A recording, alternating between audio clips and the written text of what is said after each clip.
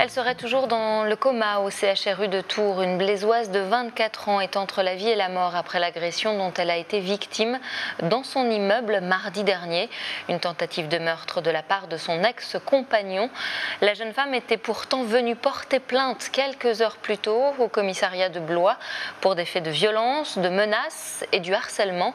Mais elle n'a jamais été entendue par un policier. Florent Clavel.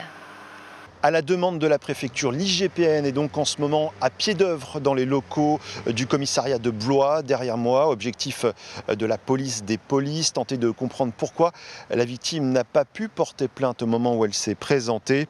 2 heures plus tard, elle était violemment agressée par son ex-conjoint.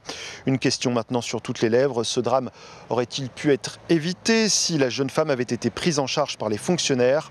Impossible à dire pour cette responsable d'une association féministe. Elle pointe néanmoins l'importance du recueil immédiat de la parole dans les cas de violences faites aux femmes.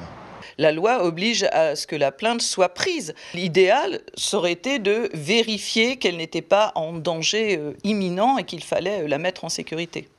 Alors l'on se parle, la victime de 24 ans est toujours hospitalisée à Tours. Elle se trouve entre la vie et la mort.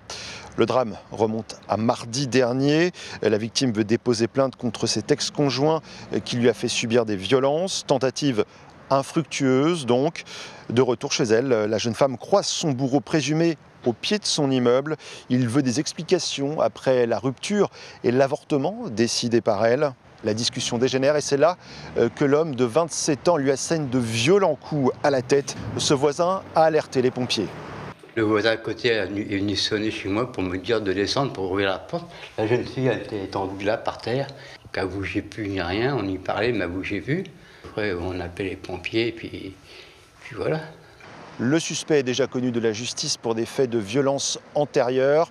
En garde à vue, il a reconnu les coups, mais nie avoir voulu tuer son ex-conjointe. Il a été mis en examen pour tentative de meurtre et écroué.